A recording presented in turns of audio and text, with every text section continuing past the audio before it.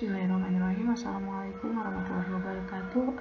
Saya Kinkin Wardani, mahasiswa MEP FEB UGM.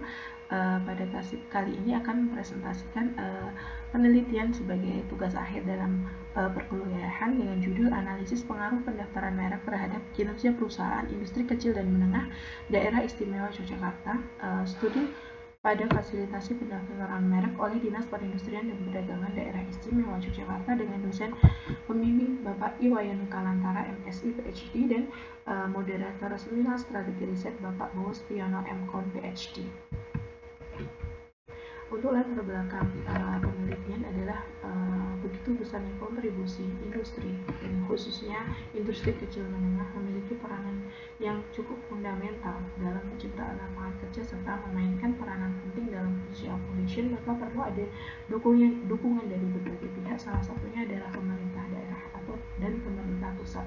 Nah, salah satu bentuk dukungannya yang diberi bentuk dukungan dari pemerintah daerah dan pusat adalah melalui fasilitasi pendaftaran merek sebagai upaya perlindungan kekayaan intelektual pada IKN.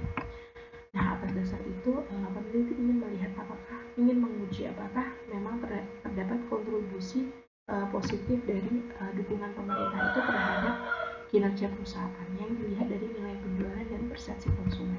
Untuk pertanyaan penelitian adalah yang pertama, bagaimana proses pendaftaran merek IKN di DIY. Kemudian yang kedua adalah apakah terdapat perbedaan nilai rata-rata penjualan dari perusahaan yang sudah memiliki merek terdaftar dan yang belum, nanti dilihat dari uji bidang. Kemudian yang ketiga adalah apakah variabel pendaftaran merek berpengaruh positif terhadap kinerja perusahaan yang nanti dilihat dari model regresi sederhana yang diadaptasi dari penelitian Aung.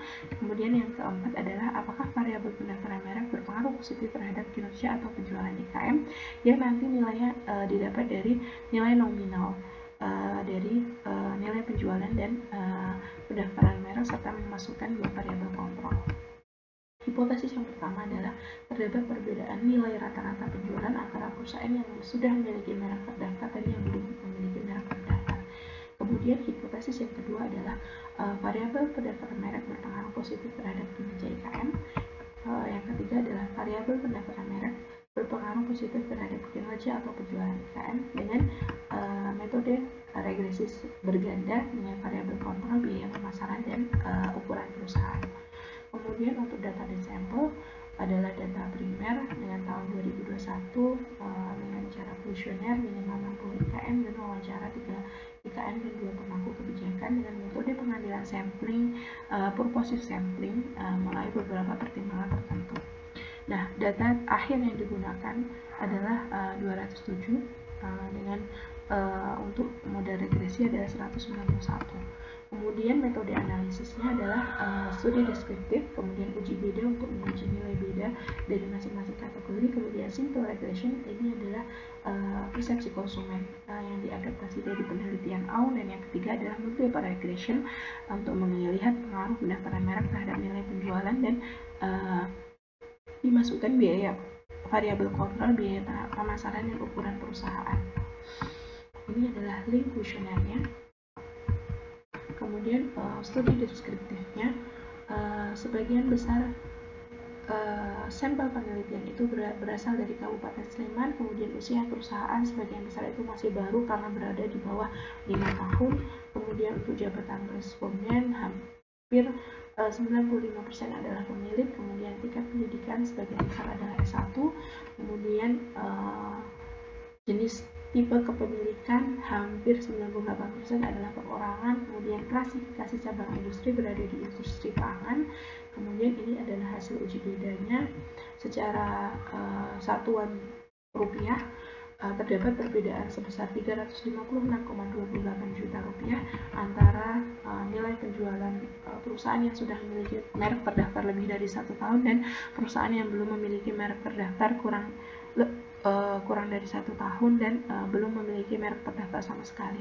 Untuk melakukan uji ini, peneliti menggunakan nilai dari logaritma untuk masing-masing kategori dan hasilnya nilai probability nilai t-test dan ANOVA f-testnya adalah kurang dari 5% sehingga terdapat perbedaan nilai rata-rata penjualan antara IKM yang mereknya sudah terdaftar dan yang belum terdaftar. Ini adalah untuk hasil uji populasi pertama. Kemudian ini adalah pernyataan permintaan persepsi untuk melakukan regresi sederhana yang diadaptasi dari penelitian Aum. Hasil penelitian setelah dilakukan uji validitas dan reliabilitas semua memenuhi dan juga uji asumsi klasik. Untuk hasilnya adalah hipotesis kedua, variabel pendaftaran merek berpengaruh positif terhadap kinerja perusahaan. Nah, untuk multiple regression, uji asumsi klasiknya semua terpenuhi. Kemudian hasilnya adalah untuk uji hipotesis ketiga, variabel pendaftaran merek berpengaruh positif terhadap kinerja IKM atau penjualan dengan tingkat signifikansi sebesar 5%. Kemudian untuk variabel kontrol itu semuanya berpengaruh positif dengan tingkat signifikansi 1%. Nah, untuk penelitian kualitatifnya, peneliti menggunakan wawancara kepada 4 kategori. Yang pertama adalah pemangku kebijakan, kemudian yang kedua adalah IKM yang sudah memiliki merek terdaftar secara resmi, kemudian yang ketiga adalah IKM yang pernah mendaftar tapi ditolak pendaftarannya, dan yang keempat adalah IKM yang belum memiliki merek terdaftar sama sekali. Nah, untuk metode analisisnya mengenai yang pertama adalah mengenai pendaftaran merek, khususnya fasilitasi, apakah memang memiliki manfaat, kemudian persepsi responden terhadap nilai penjualan antara merek terdaftar dan belum, kemudian pengaruh dari merek tersebut. Untuk yang pertama, secara umum pendaftaran merek itu memiliki biaya 1.800.000 untuk setiap kelasnya. Jadi untuk beberapa fasilitasi pemerintah baik mau rekomendasi maupun gratis 0% itu sangat bermanfaat karena nilai tersebut memiliki nilai yang sangat besar bagi IKM sendiri. Kemudian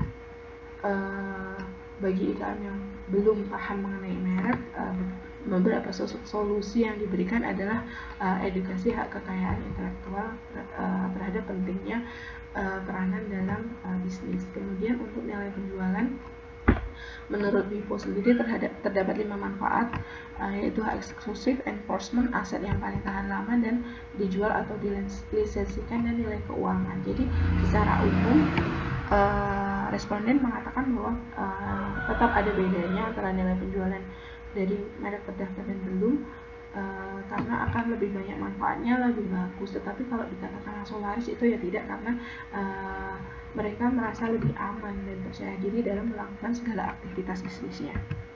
Kemudian untuk pengaruh merek itu ditunjukkan pengaruh langsung berpengaruh terhadap nilai penjualannya, karena mereka kalau sudah memiliki merek terdaftar akan dengan percaya diri dapat mempromosikan produknya. Kemudian tidak langsung karena banyak faktor-faktor lain yang juga secara paralel berpengaruh terhadap kinerja perusahaan atau berpengaruh terhadap nilai penjualan. Kemudian untuk kesimpulan, yang pertama adalah fasilitasi pendaftaran merek masih dibutuhkan dan masih terdapat berbagai hambatan. Kemudian terdapat beda baik secara kuantitatif maupun kualitatif antara perusahaan yang sudah memiliki merek terdaftar dan yang belum. Dan yang ketiga dan keempat adalah variabel pendaftaran merek itu berpengaruh secara positif terhadap kinerja IKM baik secara kuantitatif maupun kualitatif, baik langsung maupun tidak langsung. Kemudian untuk keterbatasan penelitian hanya menggunakan data tahun 1 tahun saja, sehingga belum mengcover untuk periode-periode tahun di tahun yang lain. Kemudian peneliti dalam metode regresi berganda hanya memasukkan 2 variabel saja. Kemudian analisis kualitatif masih terbatas dalam menggali informasi secara mendalam.